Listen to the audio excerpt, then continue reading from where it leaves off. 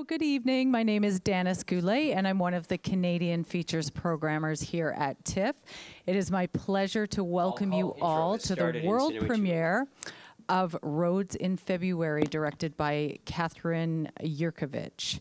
To begin with, we'd like to acknowledge that we are on the treaty territory of the Mississaugas of New Credit and the traditional territory of the Anishinaabe, Haudenosaunee, and Huron-Wendat, and we are grateful to live and work in this community. The film is eligible for the Canada Goose Award for Best Canadian Feature Film, the City of Toronto Award for Best Canadian First Feature Film, and the Grosh People's Choice Award, and you can vote online at tiff.net/vote. We would like to thank Axia Films and Figa Films for providing us with the film tonight. And I'm really pleased to show this film. We're also pleased to have the director with us. This is an evocative slice of life that's set in rural Uruguay, and it is an enthralling debut feature film that really firmly establishes Catherine Yurkovich as one of Canada's bright new talents. The film asks if a sense of connection and belonging can be rekindled with your family and home country once much has been lost. And it's really bolstered by extraordinarily nuanced performances by Arlen Aguayo-Stewart and Gloria DeMasi, who deliver just as much power in their silences as they do in their words. And this direction is just so subtle and yet precise. So it is my pleasure to welcome the director.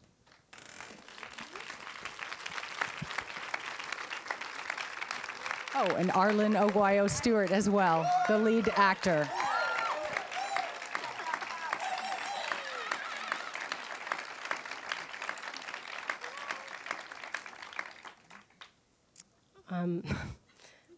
Thank you for coming. I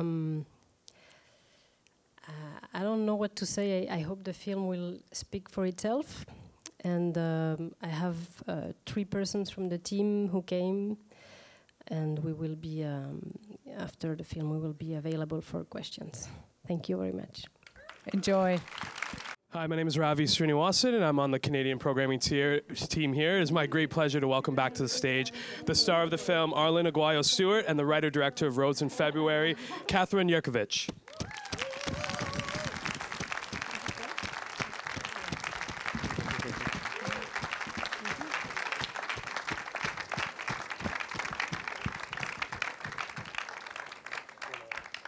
Hello.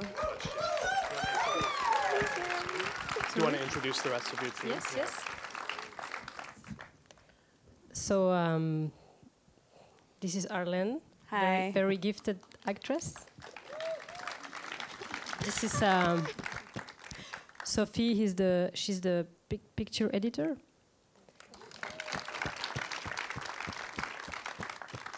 And Bruno, he did the sound design.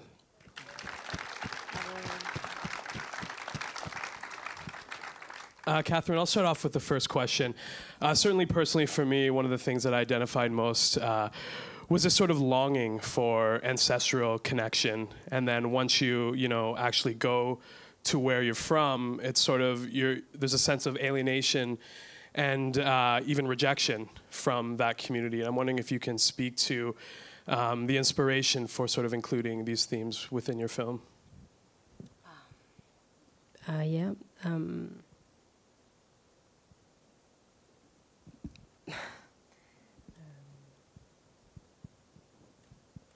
Well, I wanted to make a movie about this this feeling of belonging to a place and yet being a foreigner, and try to show that you can turn around that situation, and instead of feeling divided and strange everywhere, you can just maybe realize that it's there's positive things to it, and that I think that for lots of immigrants or children of immigrants, I think that if you don't do that switch, you are always longing and you're always nostalgic, and you entertain this fantasy of a home and a place, a better place, and I don't think that you can really root anywhere or live the present or have a meaningful life if you don't overcome that. There's a grieving, but then you have to overcome that and just accept that as une richesse, something that it's une richesse. A richness. Yeah, something that you know that you can that can fructify, that you can do something positive with it.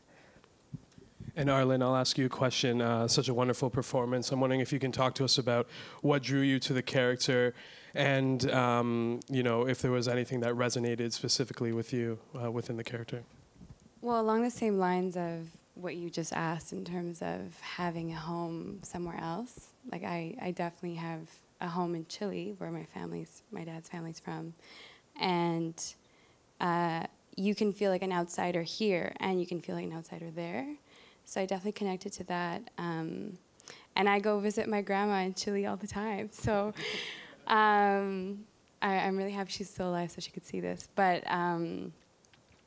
yeah, going back and everyone having assumptions of who you are, and then holding something different that they never got to really see.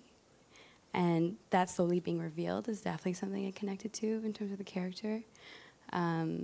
So yeah, I think that kind of drew me to the character. We'll open it up to the audience, and I will repeat the question. Yes, go ahead. I think a lot of the film for me was about like waiting and time and like the feeling of how simple things in life can last. I'm sure you guys had so many arguments about how long you could make a scene and try to keep it as long as you want from a directorial standpoint, but also what the audience was going to react to. So we talk about like what those battles were like, about trying to like elongate moments. So the comment was regarding, yeah, okay, great. Well, repeating for the audience, just about waiting and time, and the length of specific scenes in the film, and talk about the creative decisions behind that. Yeah, yeah. That really was part of the project from the writing stage. I come from like an experimental background, more like I would say contemplative cinema, and I wanted to write a drama. I wanted this to be a narrative, but I from the beginning I was looking for a good balance between, you know, cinematic time. You know, we know that a movie has to last 90 minutes, 2 hours, but we also know that in life everything takes a lot of time. Grieving, healing, overcoming things, understanding, growing, all these are really long process. So I was trying I was trying to find kind of a balance between a tempo that would reflect a little bit of that, but that would not be like a movie that you fall asleep, you know. And then I had a great editor that I think she did a really good job at maintaining this tension between these two temporalities and yeah, and the pace of the village and the rural life and yeah. In the front there, go ahead.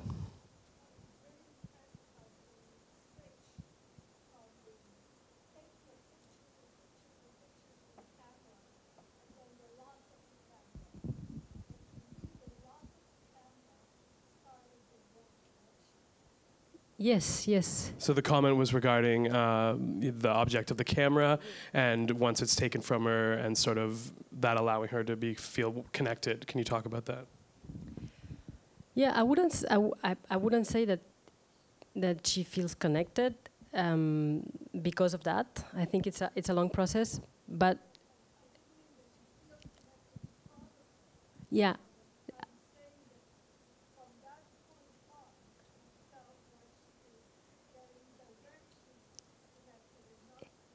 Exactly. Yeah, well, it's the idea of loss also, because losing is finding in a way, you know. So when she loses this camera, she doesn't have like any like material memory, so she has to accept things inside herself, and so it's like it's not like a metaphor, because in life these things happen, events that they force you to move on and Oh, we have a question. Yes, go ahead.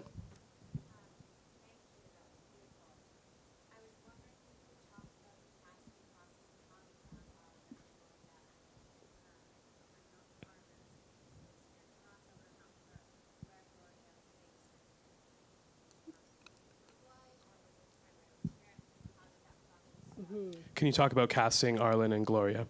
Yeah. So Arlen was a miracle because it was a very specific character. I needed someone who is fluent in Spanish, but who also has enough, cultural imprint of Montreal and Quebec, so that she would be credible, as in this kind of configuration.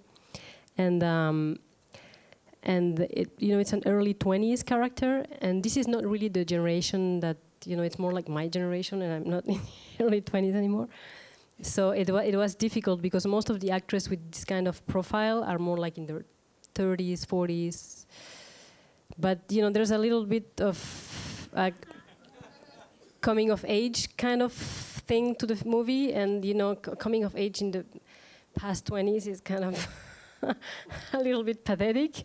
So it really had to feel young. The character really had to feel young. And I didn't have, it was hard, but then I found Arlen, and we casted in Montreal. At the time, Arlen was living in Montreal. The casting of Arlen was like 4 years ago, because it was a long time to find the partners in Uruguay, find the fundings and everything. So it was. You told me not to age when we. Yeah, when I told her don't stop aging, because we won't shoot before like 2-3 years, and so that was great. I was very happy, and I think she did a great job, and it was really nice and easy to work with her. She's a very reassuring,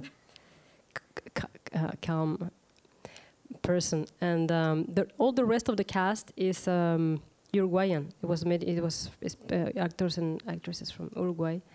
So I had my first AD was my first assistant director was Uruguayan AD, and he did the first based on the characters and kind of descriptions I gave. He proposed me different actors, and the first casting he did it with our Uruguayan producer, and then I received the videos, and so I did like pre-selection based on the videos, and then I traveled with Arlen, and we did callbacks for all the best, more promising.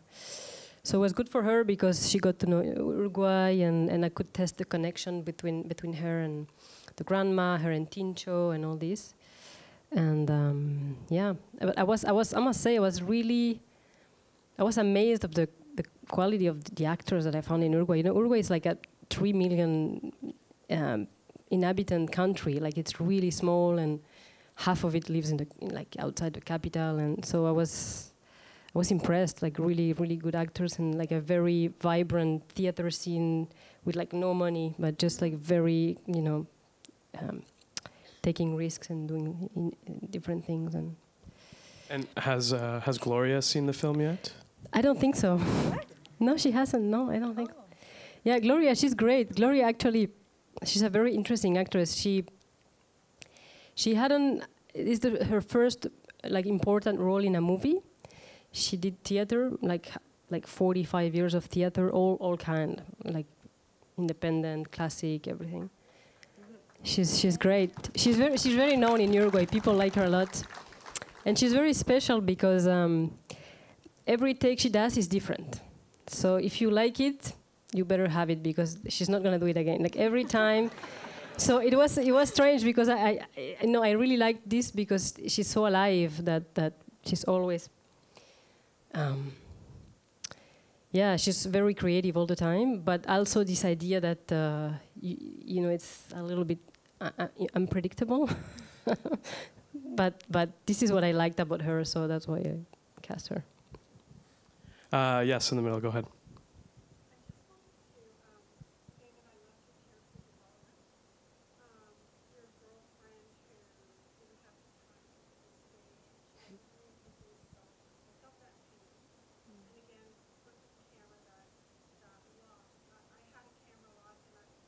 Me too.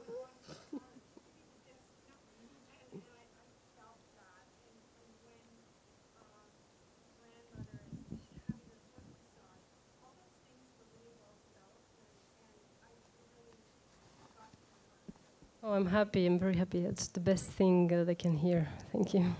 Thank you so much. Yes, go ahead.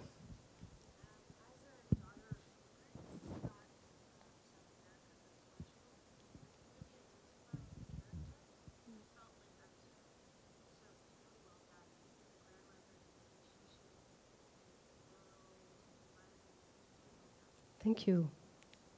Do you have questions for these two very Yes. talented people here? Yeah, go ahead.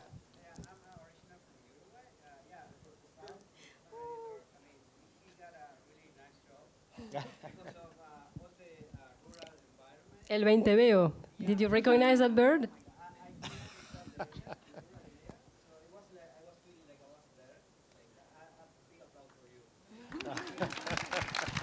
Thank you very much. Can you speak to the sound design of the film? I mean, you built the tension very nicely, and I'm wondering if you can talk about your motivation there. Well, for sound, well, first of all, we always, as sound editor, you always have to be really conscious about the nature when you have to do sound for another country, for instance. I've never been in Uruguay, but I tried to do a lot of research, and the sound recordist over there, he did a really great job. And you always have those books about ornithology, just to, okay, who are the the birds in that region, animals and stuff like that. So to help to relieve, to be able to be in the same place. So I'm really glad that you felt that the place is right, exactly. It's always like, well, for me, it's like painting in a way. Like you always put like nature stuff, wind. It's like the background, and after you have all those little elements to play with, and to sometimes just like little touch, like brushes, place like that. So well, that's my way of looking at it.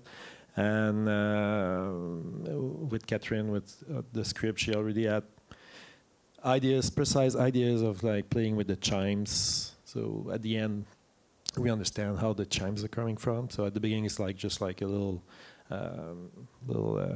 indice. I would say that, like clues, exactly, little clues like that, and just to build like, like having some sound to represent memories, and just to understand that we're going in times a little bit like that. So that's how we approach it.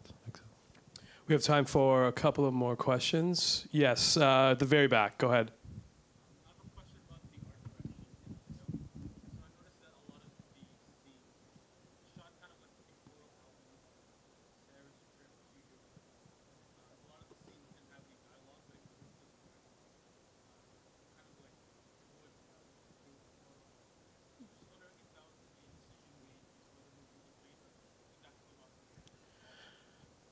So the patron commented that some of the shot compositions felt like he was looking through a photo album, and wondering if you can talk about the art direction and the compositions in the film. Well, to be honest, I didn't think of that in that way.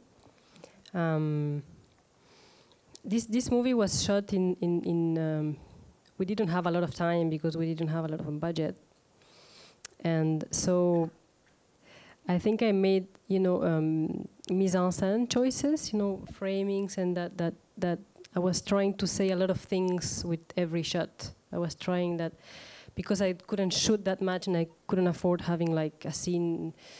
Some scenes you have many shots, but many scenes are one shot, two shots. So I was really trying to have, a full image that's all meaningful. So yeah, composition was important, but the art direction, yeah, it's interesting. It was interesting because I brought my art director from Montreal, but he worked very closely with an art director from Uruguay, who has another credit, like chef déco. I don't know how to say, like a props, not props, but just below the art director. Yeah, set decorator, exactly. And they worked together, so it was interesting because it's a mix of this Montrealer who's like very, kind of design, very like everything is clean and beautiful, and then the Uruguayan art director was really working with textures, and like, so it was like a nice match. But no, I didn't really conceive them as photos, but more like full images, really. Time for one last question. We'll go to the front here. Yeah, I have a question on the sound. Where I was most connected or noticed the sound was in near the end when Arlen's riding the bicycle down the dirt road there, and I just heard the tire on the dirt there and the stones going along. How did you do that? Because obviously it was filmed in a vehicle that was louder than the bicycle. Yeah, of course. Everybody heard that? Well, that's the magic of Foley. The Foley artist on this is her name is Lisa Whitlock, and she's very well known in Montreal and all over the world actually. And she always do a really good job. And there, like we were just thinking to have layers. Actually, we had almost everything. We had the bike, the tires. We have the horses. You have every sound of it, and just in mixing and with Catherine, we just like, okay, we'll just remove that, just trying to get. And at the end, yeah, well, just little. Well, thank you to notice that, because like that's a detail. But thank you. Catherine, on behalf of Toronto and the festival, thank you so much for bringing your film here. The team of Roads in February, everyone, please vote for the film.